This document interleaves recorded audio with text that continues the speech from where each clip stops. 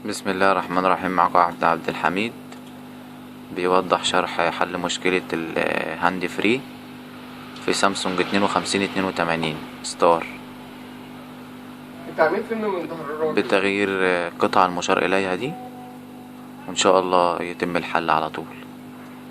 المشكلة سببها إن سوكت الهاند فري لما ركب وسط الصب عملت قفلة في دايرة الصوت، فبنغير الاي سي المشار إليه وإن شاء الله يشتغل تمام. السلام عليكم.